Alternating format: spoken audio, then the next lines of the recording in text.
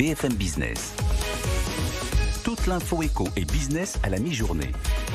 60 minutes business. Erwan Maurice.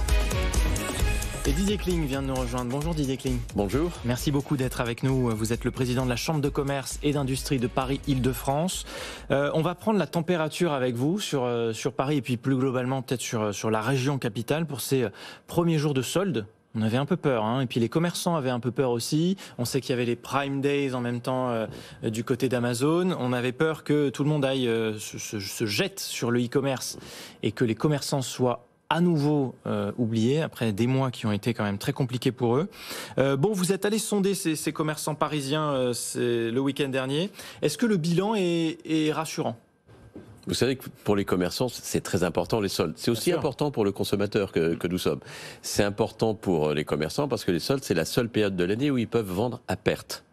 Et donc pour eux, c'est majeur. Ça permet à la fois de vider un peu le magasin, parce qu'il faut faire de la place pour la saison suivante, et puis ça permet de reconstituer la trésorerie. Oui. On n'a pas encore un bilan, on aura le bilan à la fin des soldes. Le 26 juillet, on fera une enquête. Là, on a simplement des ressentis de la part d'un certain nombre d'entre eux. Un, c'est de l'optimisme, parce que les clients se sont présentés. Ils sont heureux. Attendez, Didier Kling, déjà, ça c'est quand même une bonne nouvelle, parce que c'était pas gagné. Oui, c'était pas gagné. Il y avait en même temps le fait de, je rentre dans un magasin, est-ce que j'ai peur ? Il n'y a plus de jauge, mais tout de même, est-ce que j'ai des risques ? Donc, les gens sont venus, les consommateurs sont venus, on est tous venus dans les commerces, regarder puis acheter. Les chiffres, les quelques chiffres très parcellaires, qui ont déjà un peu de signification, c'est la tendance.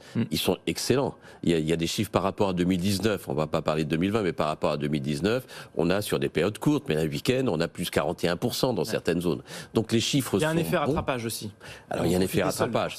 Il n'est pas certain qu'on fasse 41% sur toute l'année ou toute la durée des soldes. Mais en tout cas, les chiffres sont bons, ils inclinent à l'optimisme, ce qui ne veut pas dire qu'il n'y a pas des inquiétudes. Est-ce que ça va se maintenir ? Et puis c'est pas exactement les mêmes consommateurs que d'habitude. Bon, même si on n'a pas les chiffres parce que c'est trop tôt, bien sûr, il y a un regain d'activité. Ça, on le constate quand même. Il y a un regain d'activité, il y a un regain d'optimisme donc.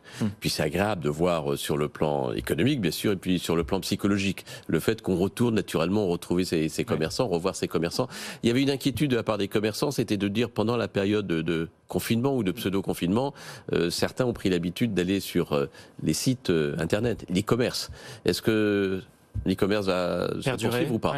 C'est sûr qu'il est monté, qu'il va s'installer durablement, mais pour autant on garde le plaisir du commerce physique. Bon, je voyais ce matin du côté de l'Asie, notamment en Chine, au Japon, qu'on observe que la consommation des particuliers n'a pas rattrapé le niveau. Alors, en dehors des soldes, parce que je ne sais pas s'il y a des soldes en ce moment en Chine, pas forcément, mais ça n'a pas rattrapé le niveau d'avant-crise, malgré le e-commerce dont vous étiez en train de nous parler. Est-ce que vous pensez qu'on fait les mêmes observations chez nous ?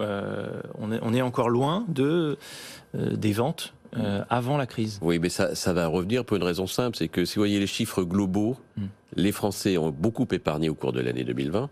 On parle de 100 milliards d'épargne supplémentaire.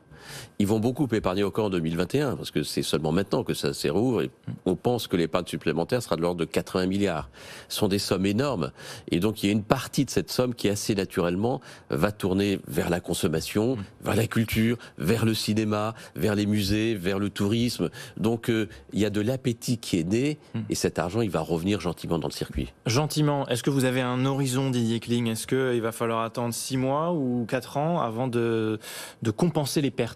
Non, on pense qu'on va passer un bel été. Oui. Les inquiétudes qu'on a, on a tous, c'est la 4e vague éventuelle. Elle est possible, moins sévère parce que plus on sera vacciné, mieux ça ira. Et puis le deuxième sujet, c'est les touristes qui viennent de l'étranger. Oui. Aujourd'hui, ce qu'on voit dans les commerces, ce sont des Français, ce sont des Européens. Par contre, on n'a pas encore le sud-est asiatique, voire les États-Unis, même si pour eux, les frontières sont ouvertes. Il faudra refaire le point à la fin de la période estivale, déjà pour voir un peu comment tout ça s'est passé. Et puis effectivement, si on peut continuer dans cette lancée d'un retour à la normale à partir de septembre. Merci beaucoup Didier Kling. Merci à vous d'avoir été avec nous.